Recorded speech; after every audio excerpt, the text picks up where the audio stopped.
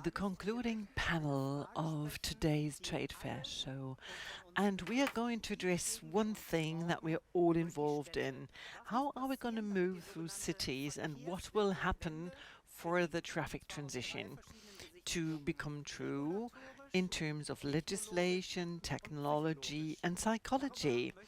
This is what we're going to address and discuss. The question is, how can we shape out mobility in a different way and into the future? I'm Daniel Rettig, I'm journalist, author and moderator.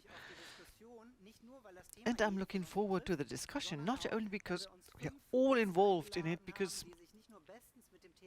we have 5 guests who are really experts in the subject, coming from different disciplines. And this leads us to the guests. I would like to welcome Dr. Alexandra Millonig, coming from the Austrian Institute of Technology. And she's specialized in human mobility behavior. She's a psychologist, and she is doing research on the transition from the car to other means of transport, and to shape this transition smoothly, knowing that radical measures are indispensable. And she will highlight that. Welcome, Dr. Alexandra Millonig. Hello.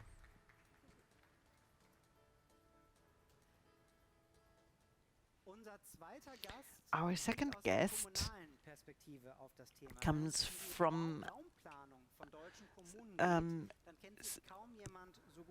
urban planning in a city. He is head of the city urban development at the German Association of Cities. Welcome to Hilmar von Lojewski.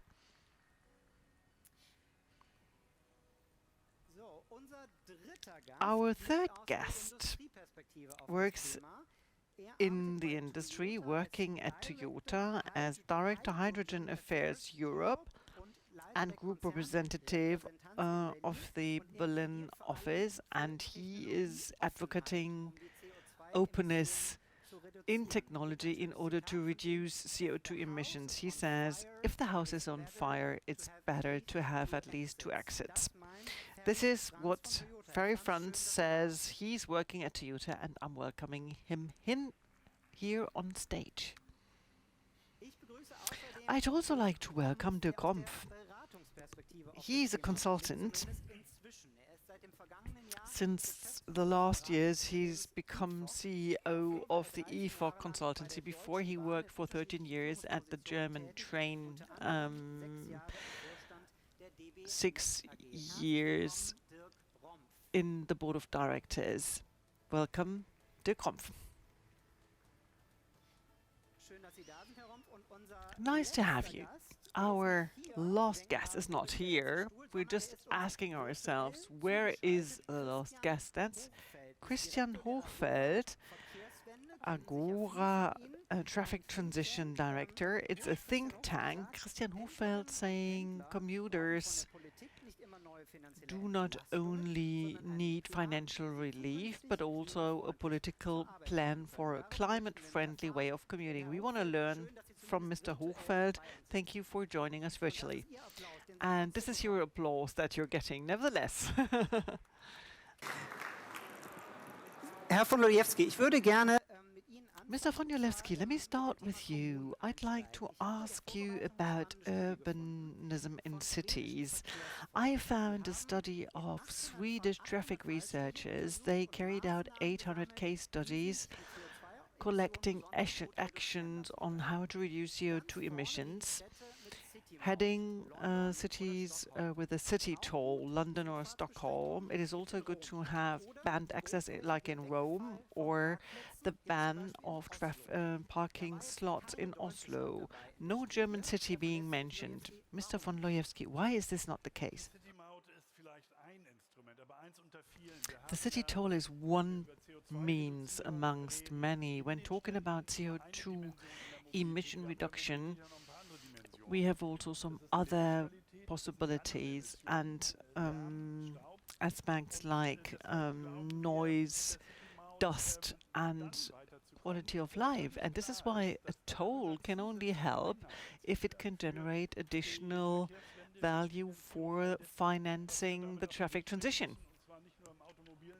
And not only in the automobile industry, but also when it comes to using bikes and walking by foot. The German system may vary from Stockholm and London, because if we generate additional income in cities, then our national state government, the federal state government, says that they want to have a share of this income.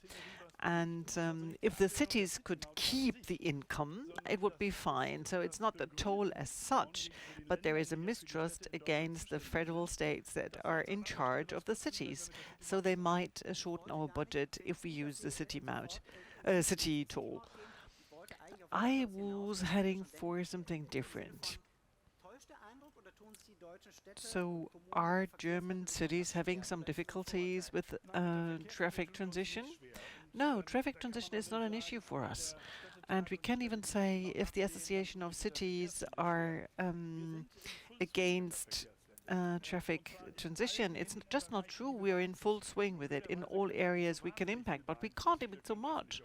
We can impact public space and maybe parking lots and e-mobility, car parks. But when it comes to traffic control, we do not have any means to intervene in traffic regulation that we can't determine and control. And since 1988, we're trying to have an impact. Maybe these 4 years of mandate will have some more impact. In metropolis, usually you have the 10 to 15 minute city, so you can reach everything necessary in 10 to 15 minutes by foot or on the bicycle. Is that realistic in Germany? Basically, it is a target for the city of the future, and from my point of view, this is a very appealing idea to say that the workplace and the place where you do your shopping and go to see your doctor is highly appealing.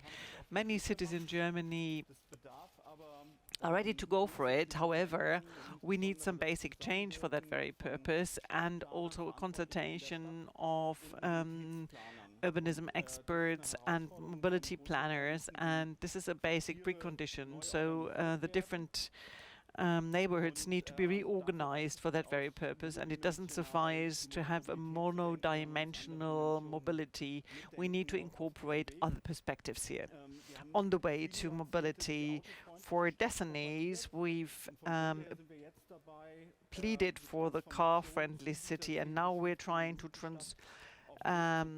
translate this idea of the 15-minute city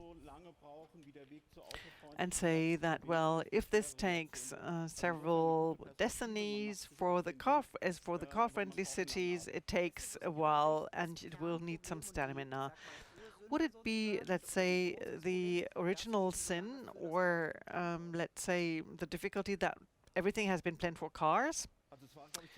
I mean, at the time when cities were planned for cars, it was a fascinating vision, and we were all incorporated. I come from a generation where having your driving license once you're 18 was the best gift ever. A car equaled freedom. It is a strong narrative, of course, and now we will have to shift this narrative with and replace it by a very strong narrative as well. Mrs. Millonig, you come from Austria. Before talking about mobility and psychology, which is so interesting, I'd like to know from you, as you're from Austria, is the discussion the same in Austria? So, is the traffic transition easy in Austria? The traffic transition is difficult in Austria. We haven't made it so far. However, we are also discussing in a more radical way, because the climate crisis is the major crisis that humanhood has ever been facing. And if we don't reach the 1.5 centigrade goal set forth by the Paris summit, or the 2 degree centigrade, we cannot stop temperature increase. It will be uncontrolled and unstoppable. May it be 1.5 or 2 degrees centigrade, it's gonna be hotter with weather extremes, and we can still adapt it. But once we've reached a tipping point, we can no longer adapt. And then we will be extinct in the next century.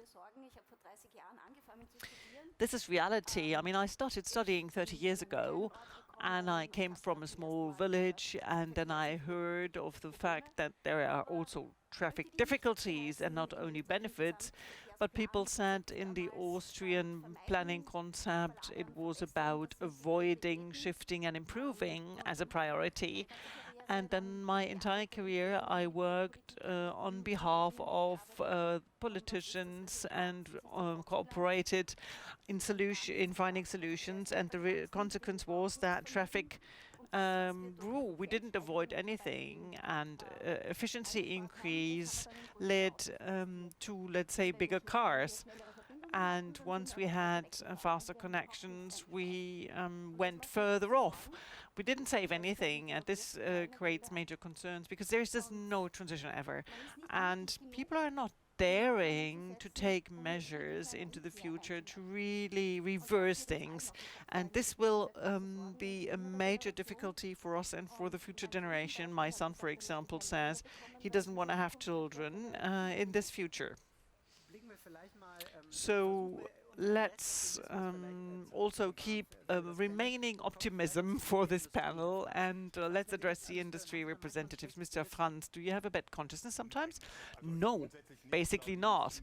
I mean, the industry is doing many things, but when talking about a traffic transition, it always or mainly focuses on a reduction of drives, and whether you're stuck in a traffic jam with a combustion car, any vehicle or whatsoever, we have to go for a rethinking. And mobility as a solution was already discussed in the last panel, so car sharing models, and there are so many diverse options, and it should be our goal to say 39 kilometers per day are done with 1.5 persons in a car and 40 minutes in a car. Why do we need the ever-increasing dimensioned cars? We're going to 2.5-ton cars because, well, nobody needs a 1,000-kilometer reach battery in a car. Industry is doing much, but we're also producing what the customer requires. But partly, this is also being prescribed by certain rules. If in a crash test you only get 5 asterisks, if the car is full of assistance systems that go beyond the maturity of the driver, it makes the car bigger, more expensive, and so on. And this might be a lever as well to say we have to change things, and the young generation can switch the lever. Let me go back on that. Mr. von Lojewski, you were laughing when Mr. Franz said something. Why? Well, Mr. Franz is taking the floor for the industry, and there are some parts of the industry that are not that much involved in climate protection. We wouldn't have got 1.9 million euros to compensate for nitrogen, so never miss a perfect crisis. We had a small crisis, the nitrogen crisis, which was definitely a crisis that helped us to go for some progress in technology, in digitization, and concepts with the so-called READ city plans that the Federal Ministry of Traffic has launched. We know that the industry is not only doing good to the environment, and the Association of Cities is always involved in automobile production, and we would have appreciated if the industry would have changed the steering direction for some time, but we didn't know it before. Of course, we expect that people react, but there are people who also make a mistake, you know. However, we would wish for the industry working in compliance with legislation, but in that case, we wouldn't have had this innovative momentum. The question is now, how can we find an answer? Definitely, Mr. Hochfeld from Agora can give us an answer because we're closely cooperating with the Agora think tank. And one answer will be disruption of mobility behavior. We're in a time of change, and of course we can rethink traffic. The traffic transition will work. You were talking about the toll. We will make it for a traffic transition in cities, but not in rural areas and between cities. And this is the major challenge, because we only have to measure traffic provision within cities.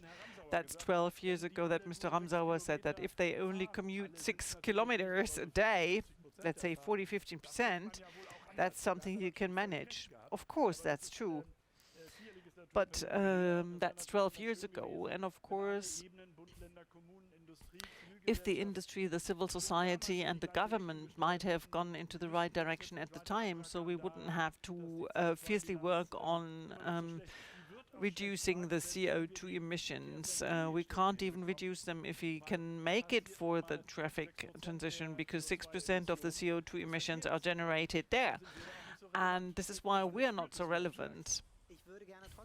I would nevertheless, before going to Mr. Hofert, I would like to ask you, Mr. Franz, because you're pleading for not only e-drives, but at Toyota, you seem to be convinced of plug-in hybrids.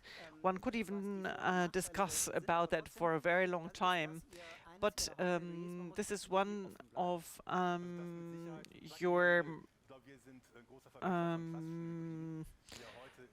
advocacies. So, of course, hybrids are subsidized, and when it comes to e-vehicles, they will be justified because you don't have need an infrastructure that is not existing. And in Africa, in India, you have hydrogen infrastructures, and we have 20 million hybrid cars that we've sold, and we have 6 million e-vehicles that were sold. But we only built the batteries for 288,000 vehicles, so we built less vehicles, less battery than we wanted. So technology is important because there are different use cases, let's say long distance, urban traffic, which can be electrical. And for a transition period, we will have to see what will come and what will remain. Mr. Hochfeld, you're unfortunately only joining us virtually. Mr. Franz says, of course, we're taking this subject very seriously. Is this in line with your experience that the industry is taking the difficulty very seriously? Well, if they wouldn't take it seriously, they would be extinct in quite some time. And those people who haven't reacted so far or wrongly reacted will not prevail in the future, or not be capable of selling cars successfully in the future. And accordingly, we realize that partly the industry is even more advanced than politicians. And what plays a role is, of course, the openness towards technology. Nothing against being open towards technology. We should always have different possibilities, but in particular in terms of research and development. And to stick to the image Mr. Franz depicted, once the house is on fire, you need to have different exits. That's important, but if there is only one exit available and the other one needs to be built, in that case I won't wait for the other one to be built. and use technologies that are not available now, and energy volumes and infrastructures that are not available. But then I will use what is ever available, the doors that are available, even if I'm not so happy with that. So to put that really bluntly, in the next 10 years, battery mobility will increase all over the globe. And thus avoid CO2 emissions as far as possible. And this is why I would say the technology argument is one. There is a lot of dispute as well. Many people benefit from it, saying, well, we want to stick to the traditional technologies, and we do believe that this will be the story of the future. And we Germans in Berlin, for example, are known for the fact that we're full of hope. In Berlin, 4 years before the Berlin airport was inaugurated, we hoped that it would be inaugurated, to realize that we'd have to wait another 8 years for its factual inauguration. And I think the climate change should not make us blind and create unrealistic hope, but we have to react now. It is now, it is, let's say, the last 4 years of political mandate in German government that will help us to reach the 2030 climate goals and go for climate neutrality by 2045. And let me highlight what Mrs. Millonig said, because in the past years, people tend to forget that we've taken a clear decision in the Constitutional Court. So the German government is obliged to work on behalf of environmental protection in order to provide freedom and liberty for Mrs. Millonig's son and my daughters, and to bear small impediments of our freedom now to be not unfair towards future generations. So this means that there is no narrative saying traffic transition and climate protection will impede our freedom. No, it will create freedom and liberty for our children that we love and that we are responsible for into the future. Let's talk about the narrative later on with Mrs. Millonig to see how the future can become appealing. But let me just go to 2 aspects that you just mentioned. You said you feel that you're closely cooperating with industry, and secondly, when it comes to different types of mobility and traffic transition, the industry is really very far off and advanced.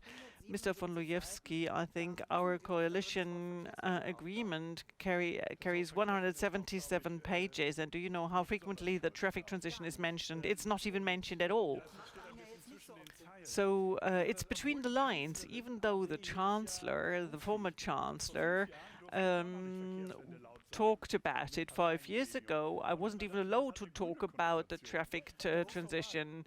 We thought it was a green connotation, but that's over. Mr. Hochwald said that politicians need to act right now, and it's not mentioned in the coalition agreement. Well, it says that we want to invest more in trains than in roads, but the first financial budget of our German government incorporates more cars and trains, and we really want them to determine things as they said. And we had the hearing on the regionalization law, the change of the €9 ticket to have 1.5 billion more financial budget in order to finance public transport, and this needs to be delivered. As simple as that. It hasn't been delivered and will probably not be delivered. So they have to fulfill their promise. So since June to the end of August, Mr. von Lojewski said it, in Germany we have the €9 ticket. €9 per month. Do you think this is a good idea? We'll see in the aftermath. Well, I want to know now what you think. Well, you invited me as a scientist and not as someone who comes with the oracle from somewhere or a fortune teller. Well, yesterday I went to Cologne and I could open the Polis camp within the city center. So I love to be in Cologne usually. And to go back to your question, would this be a good idea to have this, or is it a good idea to have this €9 ticket? Sometimes it is a well-conceived or well-thought idea which is not well-conceived. We will see whether it's good to have more people that are public transport enthusiasts. Usually it should be different. Usually, first of all, we would have to invest in the national transport, public transport, to make it appealing, to expand it, to enlarge it to great capacities before we change tariffs and prices. Because otherwise we run the risk that many people swap to public transport, meaning the young generation. The public transport generation, that's the so-called Interrail ticket that took you through Europe, and that can be used by everybody between 13 to 40, but we will have a lot of overload during the vacation period on trains and public transport, and many might say, I've tried it, but well, it wasn't great fun to sit in a crowded bus. That wasn't really fun, and it might be an experiment. I would have wished for such an experience, not just coming about from one day to another, but being well prepared and conceived. In that case, we might have a good opportunity to benefit from this and to induce people for public transport and also to promote it. We're quite excited to see what the results are going to be, and we hope for a good result. I said hoping is our priority number one in Germany. Mr. Rompf, what do you think? You nodded when Mr. Hochfeld said it should have been done differently. Of course, it's nice to have a cheap and appealing offer for using public transport. And I do think that many people and families will save money over the summer period. However, there is something that is inaugurated and introduced with a lot of endeavors. We need to have a swap of sales systems and infrastructure, and to carry out this real-time experiment.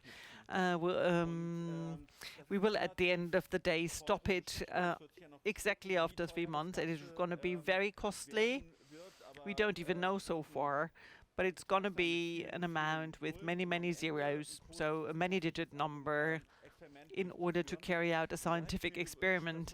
And I would have wished for a bit more planning period so that public transport has the possibility to provide the necessary vehicle capacities and to switch sales systems as necessary. Mr. Hochfeld said it, we run the risk that in the summer vacation time we might use this ticket. We're only going to be in crowded trains, buses and trams. When listening to what you're saying, so everybody being an expert saying there are 3 arguments against it. So, Mr. von Lojewski, you're representing the cities here. How could I be optimistic that other measures could be carried out in a more concerted way? I'd say everybody being mobility expert or psychologist, technologist, engineer or legislator, we're all, let's say, pretending to be really smart. But at the end of the day, we're going to be talking about effects and modes of mobility transformation, but some essential learnings are there. Meaning, on the one hand, that we'll have to have those who cause the damage pay for it. So car driving needs to become more expensive. And on the other hand, so we have to take into consideration these modes of transport that don't generate any CO2. We have to push these. And if we don't get come to a trade-off between these two things, fossil mobility versus non-fossil mobility, and we get a trade-off there, that won't be successful. And the second thing is, and the traffic psychological field is essential here. So at least all the boys were just stupid, and we love to travel comfortably, and the narrative from our youth we talked about. They were just so lazy, and I've got the Automotor Sport journals that are only cancelled the subscription when I was 24, and I still got a huge car at home. That's my wife's car, by the way, but this personal transformation and transition doesn't work. What does it make it? Only when it hurts.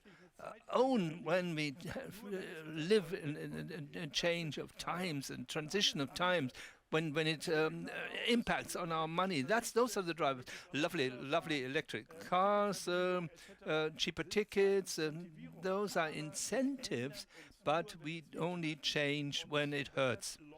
And therefore, it works when it impacts on the money, and that I don't understand now why we couple the 990 ticket to petrol subsidies. So you only get a 990 ticket because petrol subsidies were required, and therefore that was created overnight. But it's not really well founded, and even all the banners and subventions and the subsidies for instead of targeting your groups. Of course, the means, the federal means, are not unlimited, and we like to use those as municipalities. But that cannot go on. So if you change your mattress when you sleep, worse. And so that won't change, and you cannot expect your pillows to be redelivered straight away, and your mattresses. Now let's talk about your field of research. So now Mr. Lojewski said you talk about the push approach and the pull approach, and Mr. von Lojewski said it must really hurt so people do change something. Is that also your conclusion as a psychologist? No, I'm not a psychologist. Well, from what I have observed over the last, or what we observed over the last decades, that we want to avoid traffic and as a solution, and that we want to start the traffic transition much earlier. It's extremely difficult to change behavior. We've got our certain behaviors we connect qualities and emotions with means of transport that they can't do away with. Even when you know that the bicycle is cheaper and it's good for your health, there's still 1,000 reasons why you need a car. Well, because you have to take your sports equipment, because you want to go to the fitness studio. The problem is that we cannot imagine any alternative, because that's what we are used to. Even if we're in a traffic jam every day, it's a risk. It's calculated. I know what happens, and I can live with this situation.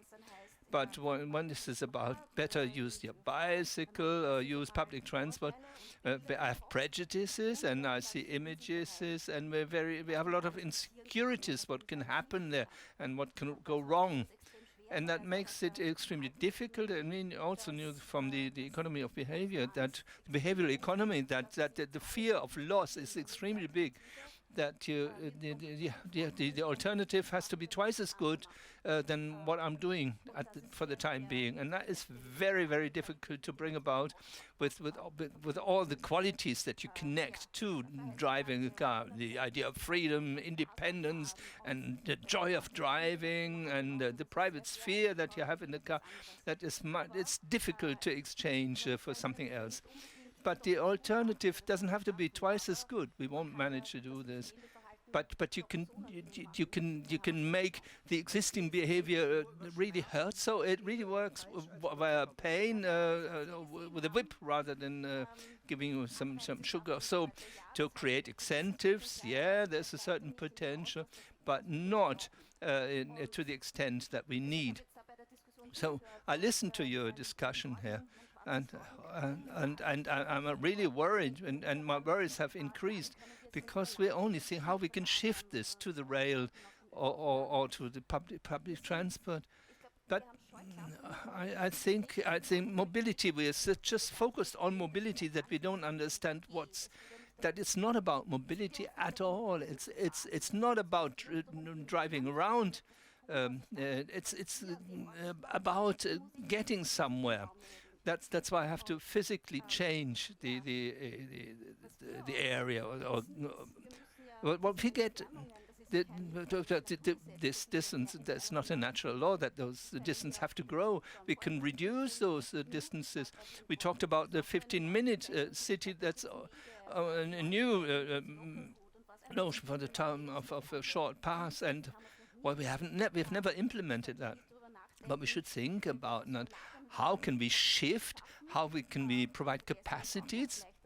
Because we easily forget, if we shift to e-mobility and expand the capacities, this investments, this production, the production is not free of emissions, and that adds to all this. So now the buzzword mobility and car. So independent of this ideological glorification of a car, having a car creates benefits that exist. You're more independent, you're more flexible, and especially when you don't live in metropolises, you don't have the possibility to use public transport. There are no car sharing providers. We have we have created these structures over the last decades. The car has not given us freedom, but we're depending on cars because we don't find anything near us, because it was more comfortable and faster to cover longer distances. So we didn't shop locally, but in the supermarket 20 kilometers away. All this was separated spatially, and now we have to overcome this, and we have to rebuild or build this space back. And this is where investments are better made there than in new and in energies creation without end. And our hunger for energy is increasing. There was a Tyrolean study where the University of Innsbruck worked out how much energy do we need for different drives, change over to e-mobility, and the result was, I think 96% of all roofs in every town and every village in Tyrol must be equipped with photovoltaics, and 3 football pitches in every location. So you have sufficient energy to shift all this. So, we say it doesn't work, and I've learned that not everybody understands this in German. Well, it doesn't work out. As simple as that. And even in time, it doesn't work. You have to be climate neutral until or by 2045. There's not much time. Well, in Austria, everything is even simpler. We have to do this by 2040. I've got massive worries. It does not work. We have to change our behavior. Ms. Millonig, she has a bad feeling after what we had discussed in terms of the future pedestrian. Let's talk about the Agora Verkehrswende. You had a study on the commuter traffic, and the essence is that you use more buses and trams or trains. How optimistic are you, also based on your input, that that this can be implemented, and B, that can have sustainable results? So, skepticism is a scientific characteristic that is right. So to be skeptic whether we achieve certain things or not. So, but you can also be pessimistic. But I hope, and also Mrs. Millonig didn't say that. So if you resign that doesn't help.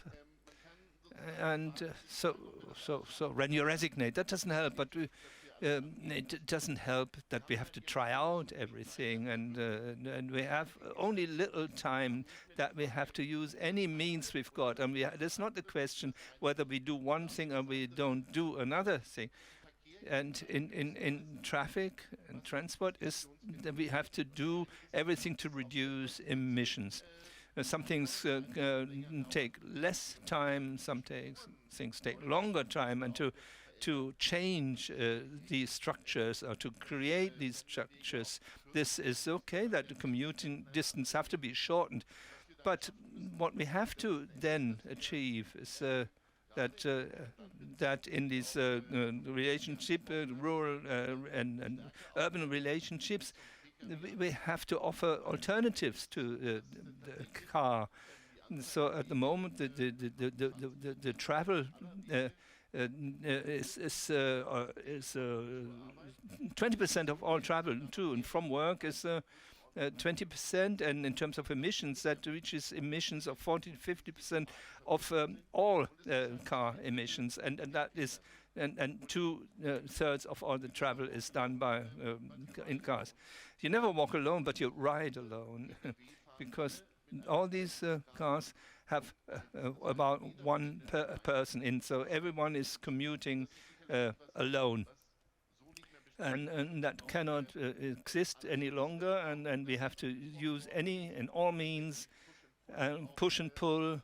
And the real costs of traffic, of car driving, have to be made clear. But we also need new planning to change the commuting paths, and not limit this to regional limitations and borders. So those regional planning cannot be brought about immediately, but they limit this, and we're commuting longer and even further, and perhaps we can reverse this to shorter travel and destinations, and that are nearer to where we live, and that means shorter distances that we have to cover, and if possible, also with different means of transport. So, Mr. Franz, what you said, everybody is commuting alone. So it's a known phenomenon. And that needs to be changed, of course, very clear, but that nobody will change this or implement this is also quite clear. So can the industry contribute to a change there? Definitely. So I think as the automotive company, and that applies to all manufacturers, we have to understand each other as a mobility, somebody offering, a company offering mobility, not individual mobility in car bodies, and somehow at a bigger level. And we offer apps for companies, so you can drive and commute together, that you share parking spaces, and we've had good experience there. Because a lot of companies have insufficient parking spaces, and you have to see how can you channel this, you can structure this, that you have fewer cars that commute, and at the same time, when you look around the environment of the towns, and a lot of people are leaving the big towns, so you have to leave towns because of the rental prices. And therefore, the pandemic was good because you had the question that do you have to commute every day? And we had some interesting approaches which were then passed by the pandemics and took over by the pandemic. So the town utility companies built hubs, and that they worked from telework from there. And today it's clear, it's a general principle that you work from. So, but you have to support this less traffic and a few for your own cars. But we're betting too much on the bonus. We subvention petrol. We have subsidies for the purchase of cars, and the malus in many points is disregarded when you talk about an acceleration in terms of the traffic transition and CO2 neutrality. Most companies in the automotive sector, and that's why I gave positive interest, hardly any industry who is working with specific figures until when they want to become CO2 neutral. And neither the chemical industry nor other industries can do this, but we're very far advanced there. And only then is something that can be implemented. So this example of commuting, Mr. von Lojewski said, never waste a good crisis. But buzzword, Corona, pandemic. Okay, the pandemic promoted home office and telework, but in most surveys, people were really pleased to have their own car and travel on their own during the pandemic. So at the end of the day, the people are pleased to have their own car in front of the door. Well, flexibility in private sphere that you have in a car, of course, has benefits. On the other hand, fact is that you are obliged to act now. You showed us the perspective, the conditions of life change while we're sitting here. We can all feel this, and now it's up to us to change the mobility behavior that we've had for decades. I'm really supporting the fact that apart from bonus and pressure, you have to make experiences possible. So we have the behavior that we have learned, but mobility transition is much more complicated than the energy transition, because I don't have to change much in my energy transition. I don't have to change my consumption, but with mobility I have to change my daily behavior, what I'm used to. And if I don't see the advantage and the benefit, I only see when I can try out alternatives.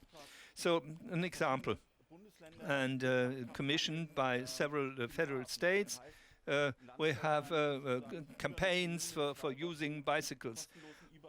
That is, you provide it, for instance, for 2 weeks with for free with an e-bike, and once you've used that every day, about 1/3 of the users is ready to buy one, because you got to know an alternative and that you appreciate.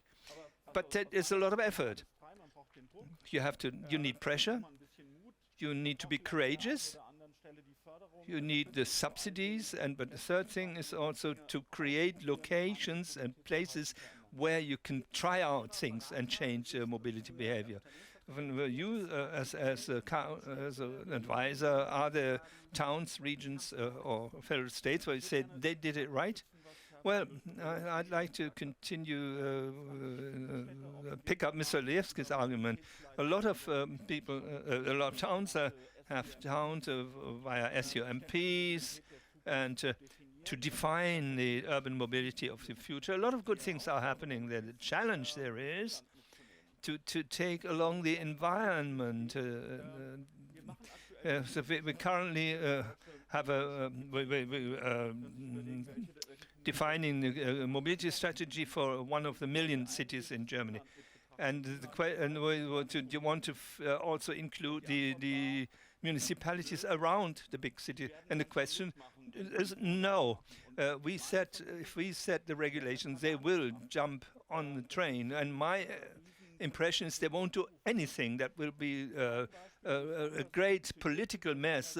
One example where it works differently is Baden-Württemberg, where they started initiatives, so sort of to conclude some mobility pacts. So where the core players are on board, big industry are on board, other members of the urban society, and you change mobility together. And that will lead to success. And Mr. Hofeld, you heard this. That sounds much more human than malus systems and radical prohibitions, etc. Oh? Well, I have just you created a big sigh that I had to let out. Well, exactly is the federal politics that we've seen over the last 15 years. all the advantages that you mentioned have been shown for many, many years, but the whip remains because all the goodies have gone, and now you don't do anything anymore because you don't dare to use your whip because it looks like you only have that.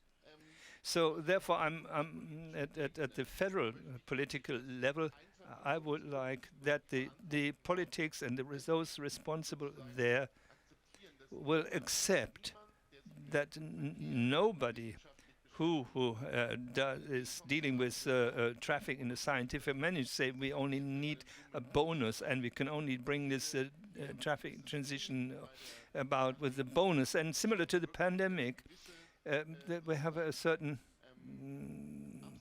so it's hostility against the science that we just think, okay, we do this and we just provide the means of traffic more money. And the second thing, which I underline very strongly, where investments would make a lot of sense because hundreds of billions are being invested in infrastructures and in concrete, but we don't invest this into the people to think about new offers and new technologies, and that applies to Nuremberg, that applies to Berlin. Then you leave your car for 3 months and you can use all your mobility services in the town, and after 1 or 2 months, 1/3 don't want their car back because it's a nuisance. You have to pay for tickets, you have to pay insurance, you have to repair some things, the damage in the cars, and so far and so forth. You have to look for parking spaces. And if you've broken down or broken routines, it becomes easy.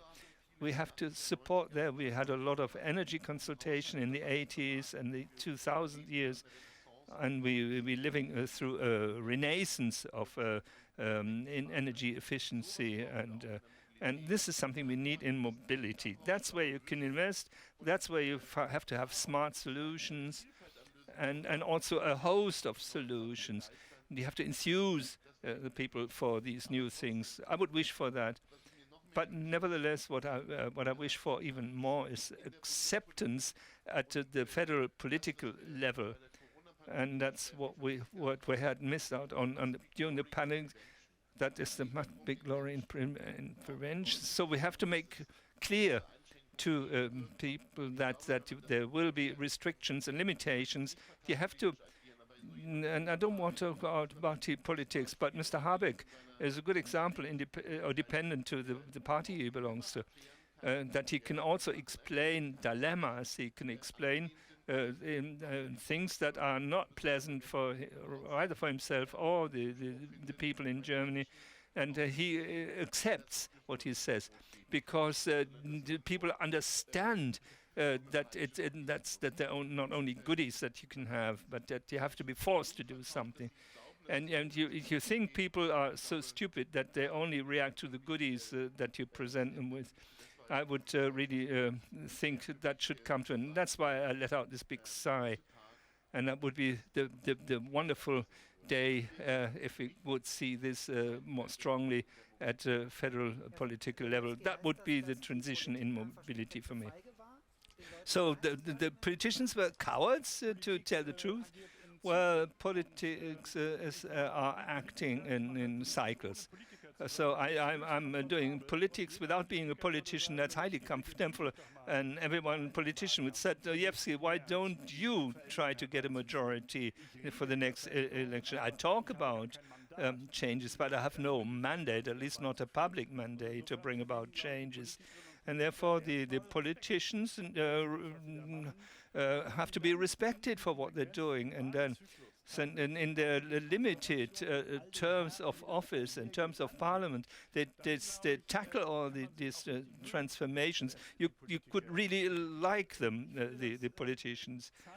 And that just shows the way Robert Habeck was acting over the last months, and independent of his party, has shown that people are realistic and react to critical assessments and reciprocate this in a positive way. To say it tell the people the truth that they know. And that's what we want the politicians to do. And now, if you criticize the politicians, of course, you have to ask yourself, perhaps you should look at yourself. And so all those who are requiring great changes, also in terms of the local democracy, are invited to engage them, to commit themselves to local democracy. And you said does not enough happen in the cities, like a congestion charge or the city toll. And if in the town councils, we talk about for 5 years whether we can admit other modes of transport in the streets, and that we have to. That is a political deficit that we can only change in a representative democracy by mandating our representatives to do things differently. But if we now have a quorum on that, so about 130 or speed limit 30 in towns, that we don't get a majority, or it's not easy to get a majority. Of course, it looks different over the 5 years with the help of the Agora traffic transition. 150 cities that explicitly we want to decide on speed limits, and that comes back, come to revert to me where I said we need the regulatory instruments for the municipality to change this, and to strengthen this has a lot to do with civil society and a lot to do with press and media work, social media.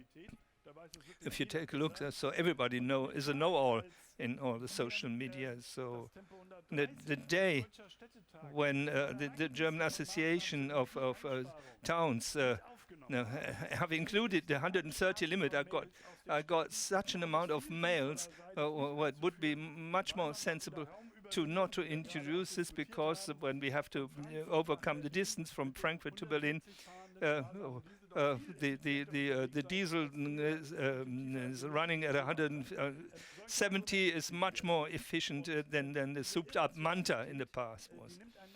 And of course, you wonder about this irrationality, but that's also what we have to all do. We have to make people listen to our arguments. And that's why I keep talking about this until the end of my time, in all gremiums, wherever I am, that these arguments are successful. And if it's not the case, then I'm with Christian Hochfeld. Then because we cannot subsidize this forever, then we come and use these harder instruments. But to say for years, and it's only the goodies, and we don't force it, that won't work anymore. And the pressure for action is far too big there. So our time is almost expired. So one final question, Mr. Rompf. What will we implement more quickly, the energy transition or the traffic transition? And if so, why? Well, I think the transition problem in mobility transition is substantially bigger, because it requires a change in behavior, and therefore more political courage, and therefore the mobility transition will come behind the energy transition. I can only underline this, the energy transition to become more autark has increased, and therefore we will manage to bring this about much quicker than the traffic transition. So some years of my life I lived in Nepal, and fatalism is a manner of life, and I try not to get used to that. So, and like Agora says, an energy transition always incorporates a traffic transition, and vice versa.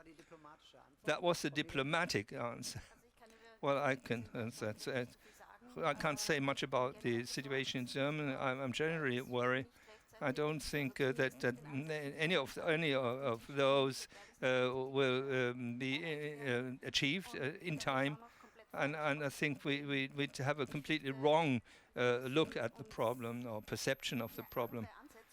We have to think about different approaches, and because the strategies that we're implementing now, we think about measures and then we hope that it will work out. What we should do, so we should have an objective that cannot be negotiated, and say whichever measures do we need to achieve this, and even if they hurt a lot. And also other concepts, not only think of shifting mobility, but don't think in ranges, but in possibilities how you get there. If I can achieve everything in my surroundings, I'm not dependent on expensive fuels or on cars or on travel. And this, in the first step, that doesn't cost to strongly reduce speed. Because we're on traveling for about 60 to 80 minutes, and if we slow down cars, then that's a thought that you can. So, Mr. Hofeld, your last word: energy transition or traffic transition? What comes first? I have dealt with this question because a lot of people say one is more important than the other, and Mr. von Lojewski already said it. You cannot separate this. We need both, and we have to start tackling both straight away. And the effects will be different over time. But one aspect that I haven't mentioned enough that speaks a lot for us achieving this mobility transition, that is the change in mobility, is that we install a system with a more social justice. At the moment, the girl at the till pays for the car of the dentist, and the business travel via the Atlantic of the businessman, and he pays with his tax to that, and that's what we cannot afford any longer. We have to do away with the traffic, with its tax privileges for non-sustainable mobility, and then we have enough funds free, and the system will become more fair, that people can afford more if they pay for it, and that we also bring about a transition there, and that we get support for those who can afford less, and therefore it is really. It's a win-win situation with the traffic transition, because not only protect our climate, we can that will be beneficial for the budget and our industry, and we can have a mobility that is more socially just, and that's something that takes a long time still. But I said, well, repetition is the mother of pedagogy, so we will discuss this further and more often in this. So at least in part that was a political outlook with what happened. So that was it already. Thank you very much. I think there was a lot of ideas that we have to follow. Mr. Hofeld, thank you very much that at least you were with us virtually. So there's a lot of there's a lot to talk about in our next happy hour. So thank you very much for having come all the way from Austria. A big round of applause for the panelists. Thank you.